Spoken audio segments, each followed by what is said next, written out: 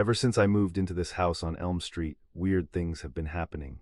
It started with that old car of mine.